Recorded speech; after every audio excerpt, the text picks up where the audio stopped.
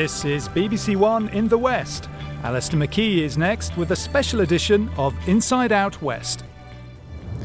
Hello, tonight we're in South Africa with a special investigation into the murder of Annie Dewani on her honeymoon. Her husband, Shrien Dewani from Bristol, stands accused of hiring hitmen to kill his new wife, an accusation he strenuously denies. We all thought that this is something out of a movie. That is not true. This week, the South African authorities will argue at court that he should be extradited. But we ask, can Shrien Dewani expect a fair trial? There are specific issues that would suggest that there is reason for concern. And for the first time, his friends speak out about the Shrien Dewani they know. This guy is completely innocent. Shrien is innocent, and that's it, fact. In tonight's programme, we're examining the case that has gripped the nation, looking at both versions of what happened that night in November. I'm Alistair McKee, and this is Inside Out West.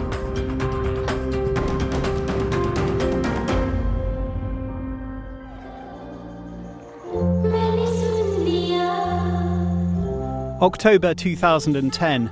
For Shrien Dewani and his beautiful new bride Annie, it seemed to be the perfect day.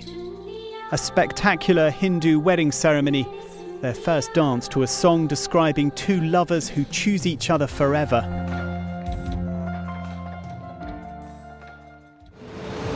But now, 3 months on, Annie Dewani lies dead, murdered in a brutal carjacking here in South Africa.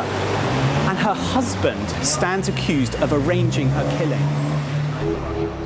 I've come to Cape Town to try and piece together what we know about the events of the night of November the 13th. But for Shrien and Annie Dewani, their story begins in 2009 when they met through mutual friends. They dated for a year before getting engaged in Paris. Both of them had fallen in deep love with each other. And it was a case where Shrien was looking for a soulmate. And here was Annie, who was a perfect match for him.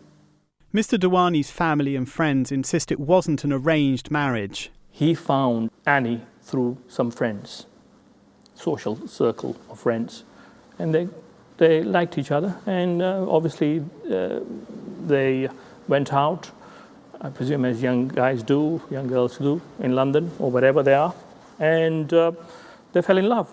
So there was no involvement of parents in finding each other. 28-year-old Annie Hindocha was born in Sweden. She was an engineering graduate and part-time model. While dating, the couple split their time between Sweden and the Dewani's home in Bristol, where the family have close ties to the city's main Hindu temple. I would say they're main pillar of the Hindu community and Hindu temple. I know Shrien very well because when I started this temple, when he was in Bristol, he used to come to the temple quite regularly. He has got very big faith in the religion itself and always wanted to know more and more. That's how I know Shrien. Shrien Dewani studied here at Bristol Grammar School before going off to the University of Manchester and later securing a high-paid financial job in London. But in 2005, he and his brother Prayan joined their father Prakash to set up a care home business. Prakash was a pharmacist in Shirehampton, and they had a little shop in Station Road. That shop, they then eventually became the office for PSP Group. During her time with PSP, Margaret Stewart worked closely with Shrien Dewani. We didn't always see eye to eye, but I had so much respect for Shrien. You couldn't do what he does, you couldn't run those care homes, you couldn't build that industry the way that he has if you didn't have that compassion. And that's, I would say, probably one of the biggest things that he has out of everything else, is his compassion. With the business established and with Annie prepared to live in the UK, the couple decided to marry in a lavish 3-day ceremony in Mumbai. Oh, it was a grand wedding, true Bollywood-style grand wedding. There was 3 days of regalia, razzmatazz, colourful event in a fantastic setting in Mumbai. There were elephants, there were sort of horse riding that was taken on a chariot from one place to another. It was grand. It was grand, out of the world. I have not seen a wedding like that. Shren planned it. I understand Shren and his family planned this. He's quite meticulous. After the wedding, we had the big dinner outside in the garden. It's a massive spread laid out, and Shren came along with Annie to each table, and our table were 4 of our friends who all from Bristol who attended that wedding. He brought her across and introduced to all of us formally, and that was quite a sort of striking moment that I still have in my memory. She was so radiant, she was so beautiful, and he was obviously in his full outfit, nicely dressed as a Maharaja.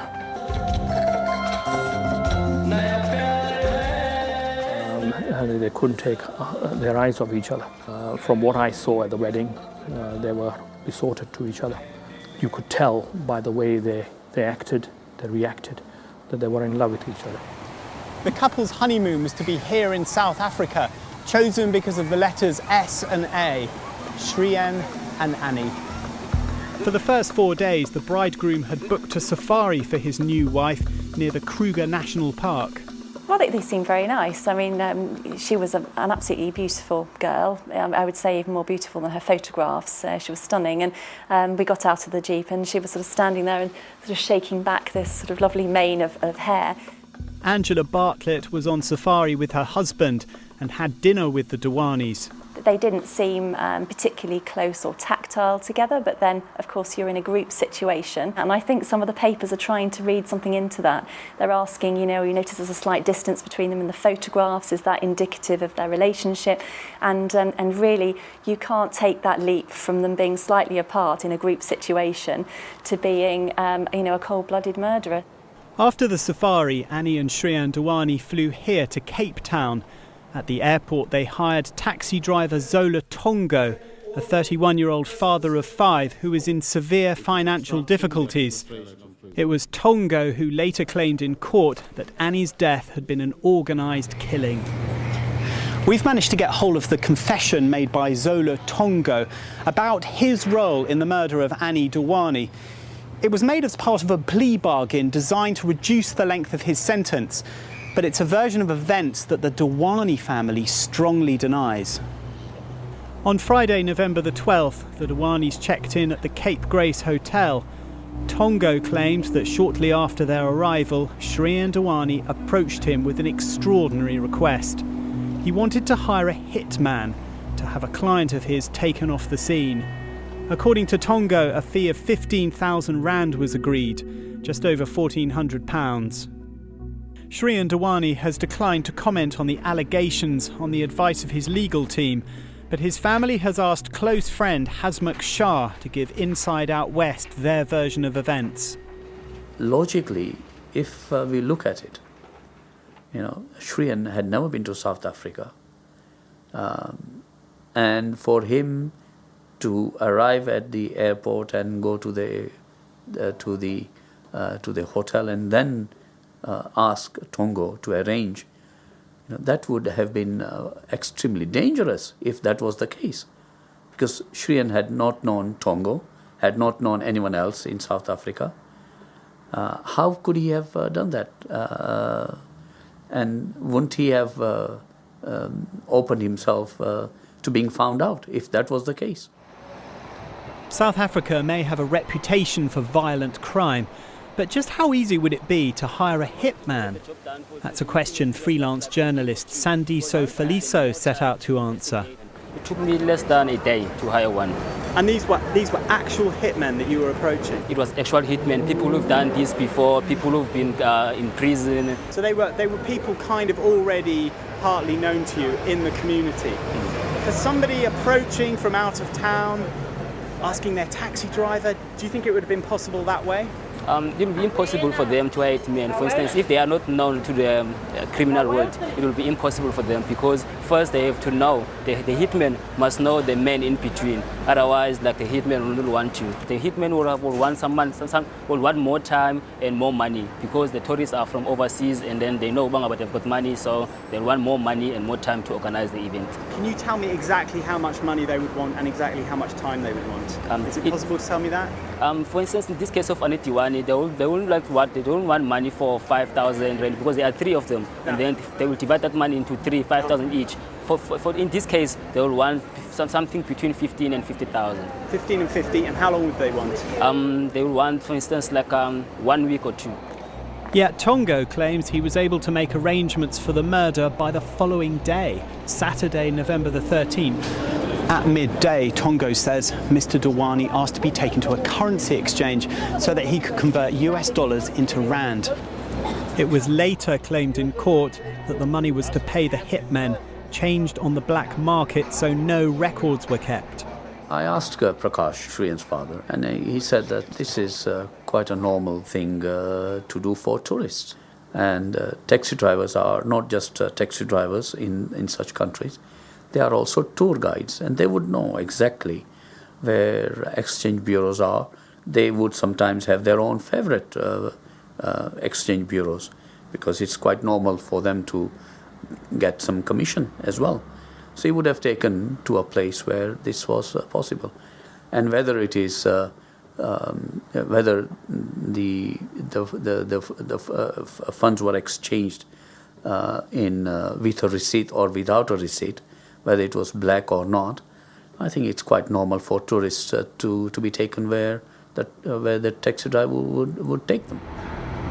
On the way back to the hotel, Tongo claims the two men discussed the plans for the murder. The killers would be waiting just outside the township of Guguletu, and they would make it look like a random carjacking. The money for the hitmen would be left inside the vehicle.